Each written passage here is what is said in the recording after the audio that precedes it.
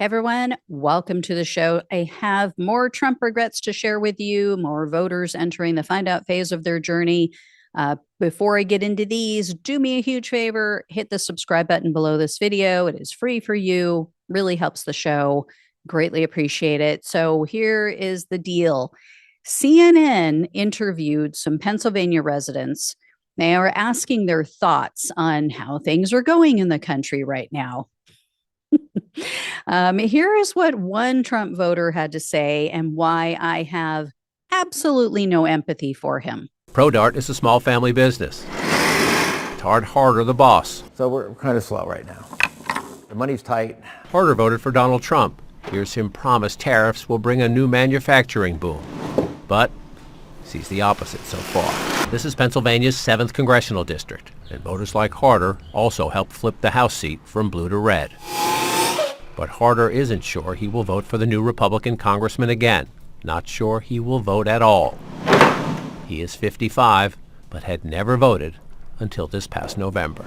You have men on men kissing and everything else and all transgenders. You didn't have that before. You know, there is a God. I'm Catholic. I was just so disgusted just how everything is in this world. You know, it's just going to crap.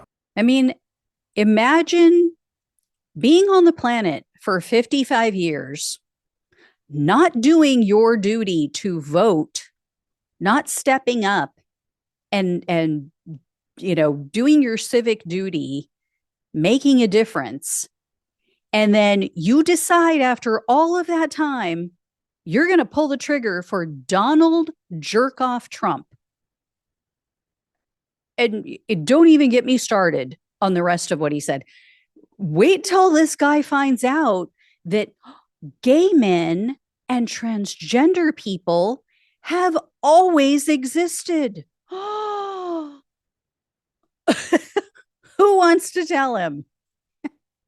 Anyway, this is what happens. This is what you get when you vote based on bigotry and fear. It is a boomerang effect.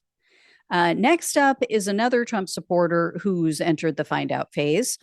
Cuban rapper, guy named Elixir Marquez Duani, I think is how you pronounce his name. He couldn't vote for Trump. He's not a legal citizen, but he had at one point said, quote, "If I could vote, I would have voted for Trump. He's the strongest president when it comes to Cuba." Yeah. To hell with the United States, as long as he's strong on Cuba, who's doing nothing to us. So Duani came to the U.S. He came here in 2021. He has since married an American citizen, and he got a job. And Duani now faces very serious harm if he's returned to Cuba, because his music is what helped to ignite one of their largest or the largest anti-government protest in that country. Well, the Trump regime just denied his application for political asylum. So now Duani says, quote, "I understand trying to get rid of those who shouldn't be here, but Trump should look at each individual case like mine." So doesn't regret his support yet. And, considering that he's a more high profile figure, he's probably going to get a pass, right? Unlike all the other people who he clearly doesn't give a damn about. I mean, yeah, he should look at each individual case. That's why you don't vote for someone like Donald Trump. You don't vote for or support an authoritarian, a fascist like Donald Trump, who doesn't care to look at individual cases, because it's about instilling fear in people. It's about trying to amass as much power as you possibly can get for yourself and being a bigot at heart. I also have more regrets to share related to Trump's big but ugly bill. There's an anti-choice conservative who posted on Reddit and said, quote, "I'm all for lowering taxes, but drastically lowering them and increasing spending is a recipe for disaster.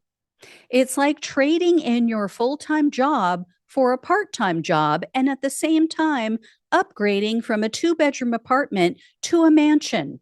Lowering revenue and raising spending is asinine. I mean, yeah, not hard to figure out, right? You increase your expenditures and lower your income. That's maybe going to be a problem. Maybe you won't be able to pay your bills. Call me crazy. I didn't take economics. but, but that's always been their plan. So another conservative Reddit user simply commented, quote, "Oh boy, more needless spending." And then over on Twitter, someone posted in part, quote, "This is a horrible bill. Nothing has changed with the GOP having the majority," all in caps, by the way. "Promises made, promises broken. You lied.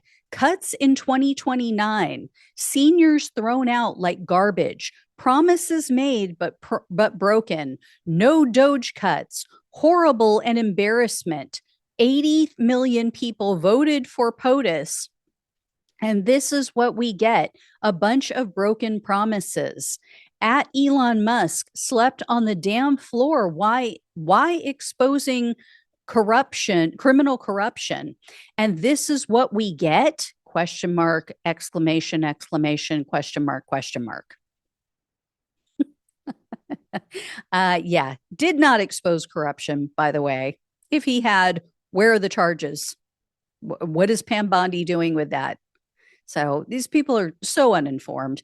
And people are also not happy about Donald Trump's decision to restart student loan payments and to garnish income. So 67-year-old Sherry spoke with Business Insider news outlet, and she said that she is a staunch Republican and she voted for Trump, but Sherry still has $20,000 in student debt that she has just been rolling over year after year. And she only brings in $1,700 a month in Social Security income. Honestly, I don't know how this woman survives. She told Business Insider, quote, "For them to come right out and say, we're putting people in collections, that really angers me. Actually, I'd like to write a letter to my president that I helped put in office and say, whoa, wait a minute, buddy. I don't think that's right. I don't think that's right at all." Yeah. I'm sure that'll do it, Sherry. You write that strongly worded letter, Sherry. That's going to work just as good as the strongly worded letters coming from Chuck Schumer. So we had the guy the other day calling him a butthole. This lady calling him buddy. Ooh, he's going to cry into his pillow tonight. Between that and Chuck Schumer's strongly worded letters, Trump's going to straighten up and fly right. Anyway, now reality is setting in for Sherry because she said, quote, "When I start reading about coming after us and attacking our Social Security checks, I thought, oh my God, I'm going to end up on the streets because you can't stop it." Yeah, you cannot. And then another quote from her was, quote, "I'm not going to bash the Trump administration, but that being said, I think that turning people over to collections is a very drastic move after what we just went through over the past 4 years. I'm opposed to that." Another senior who is not happy about the recent policy decisions posted on Twitter, and his name is Gary. He wrote, quote, "We elected the president and the majority because of the promise of no tax on Social Security. Seniors always get screwed. Seniors are getting crushed by inflation, medical bills, insurance, property taxes. Enough is enough." I mean, does he not know that we all have to pay those things? mean, I can appreciate, okay, seniors don't have, an income coming in anymore. They're reliant on their Social Security and whatever else they've saved for retirement, hopefully, if they were able to. But we all pay those things. Another group that just started to realize that they voted against their own best interests is fishermen. And is there a term like is it legitimate to say fisherwoman? Because they quoted this woman. Her name is Sarah Schumann. She is a commercial fisherman. Do we say fisher people, fisherwoman? I don't know. Anyway, she told the New Republic news outlet that she hoped Donald Trump's election would mean that the working class would finally have a voice. They'd finally be heard. Well, less than 6 weeks into Donald Trump's presidency, there's a fishing advisory committee that she was serving on, and it was canceled, just completely canceled by the Trump administration, as they've been doing with so many other things. So now Schumann says, quote, "I couldn't have been more wrong," and quote, "I lost my voice." So instead of giving them more voice, they have none now. In fact, Schumann told the New Republic there's been, quote, "no transparency, a lot less engagement. We're not being asked what we think." And Schumann said that for someone like her to have a voice, she would have to hire a consultant. She also cited the loss of funding for the National Oceanic and Atmospheric Administration, as this is what she's saying is a major issue for fishermen, because NOAA, which is the group I just explained, they have a division called NOAA Fisheries, and that has now been drastically understaffed because of all the people being laid off, because of budget cuts that Trump and Doge are doing or have been doing, which made no difference in what we're paying overall, because as I've told you guys, we're paying more this year than we paid last year under the Biden administration.